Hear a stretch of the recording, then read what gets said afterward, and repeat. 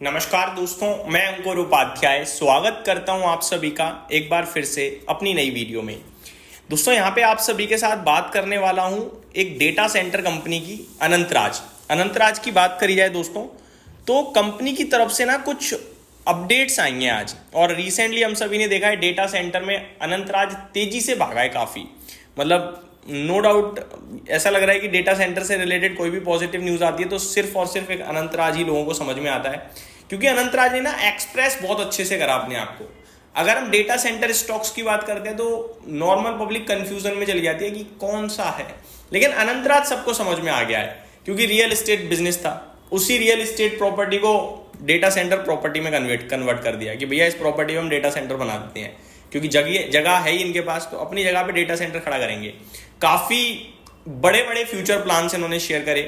और उसके बाद क्या हुआ, एक री रेटिंग आई इस स्टॉक में। अभी जैसे ये खबर आती है कि माइती की तरफ से कि डेटा सेंटर वाली कंपनियों को सरकार बूस्ट देने के लिए जीएसटी फ्री कर सकती है, एग्जेम्प्ट कर सकती है। कुछ क्राइटेरिया रखे जाएंगे जैसे कि जॉब क्रिएशन, पावर यूसेज और इस तरीके के 3-4 क्राइटेरिया हैं। तो अगर ऐसा होता है वो भी 20 साल के लिए, तो डेटा सेंटर नेक्स्ट लेवल का बिजनेस बनेगा, ठीक है। बट ऐसा होगा नहीं होगा वो अभी भी एक सवाल है। फाइनेंस मिनिस्ट्री पे इसका प्रपोजल तो गया हुआ है। रीसेंट डेज में इसी के चलते क्या हुआ, अनंतराज 530 रुपए से 680 रुपए का भाव हो गया है। अब पहले तो मैं आपको बताना चाहता हूं कि अभी रीसेंट अपडेट क्या आई है। तो वीकेंड के दौरान डेटा सेंटर की तरफ से अपडेट ये आई है कि इनका एम है $1 बिलियन पे डेटा सेंटर को। मैं बताता हूं, company aims to grow data centre business to $1 billion by FY 31 to 32। तो वित्त वर्ष 31-32 के बीच में $1 बिलियन डेटा सेंटर का बिजनेस पहुंचाना चाहते हैं।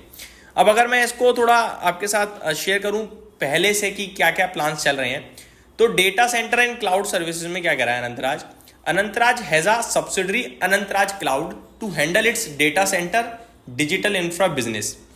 It aims to expand its IT load data center capacity from current 28 megawatt to 307 megawatt by FY 32। यानी कि ये करीब 12 गुना से ज्यादा अगले 5 वित्त वर्ष में बढ़ाने की सोच रहे हैं इसे। 12 गुना से ज्यादा, समझ रहे हो। रेवेन्यू टारगेट क्या है, 1200 crore from this vertical by FY 27, scaling to रफली $1 बिलियन। यानी कि जो 1200 करोड़ FY 27 तक रेवेन्यू आएगा उसको करीब 8 से 9,000 करोड़ पहुंचाने का अनुमान है वित्त वर्ष 32 तक। यानी कि 3 गुना से ज्यादा रेवेन्यू केवल इस वाले प्रोजेक्ट से। वहीं रियल एस्टेट और हाउसिंग प्रोजेक्ट्स में क्या है, they are developing luxury residential projects. For example the state residences in sector 63A Gurugram with 4 BHK high-rise apartment with sizable revenue potential 1800 crore from that project alone। तो ये जो अकेला लग्जरी प्रोजेक्ट बन रहा है ना सेक्टर 63A गुरुग्राम में, ये अकेले 1800 करोड़ का रेवेन्यू दे सकता है भाई साहब। आगे they plan to launch 3 housing project, 3 housing project launch करने की सोच रहे हैं अगले 6 से 9 महीने में गुरुग्राम एंड आंध्र प्रदेश में, including plots, villas etc. with overall sales potential around 4,000 crore. और इन सब से कितना अनुमान लगाया जा रहा है, 4,000 करोड़ की सेल्स का। Also expansion of affordable housing, 1900 units of 2 BHK homes in Tirupati price under 20 lakh each. ऐसा नहीं है महंगा है, सस्ता भी है। करीब 1900 2 BHK घर बेचने की तैयारी में है जिसका प्राइस 20 लाख से सस्ता होगा तिरुपति में।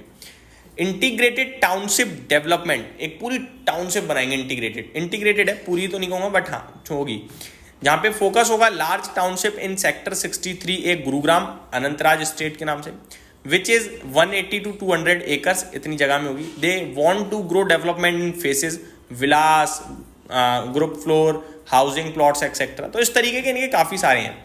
कैपिटल इन्वेस्टमेंट का क्या है इनका प्रोग्राम है बताता हूं। To support the data centre expansion and other project, Anantraj plans a capex of 10,000 crore over the next few years. 10,000 crore तो डेटा सेंटर बिजनेस में अगले कुछ सालों में लगाने की सोच रहे हैं। They also raising funds via qualified institutional placement to support these expansion. अब पैसा पेड़ पे तो उगता नहीं है, चाहिए कहीं से, तो QIP के जरिए पैसा जुटाएंगे, ये भी कह रहे हैं।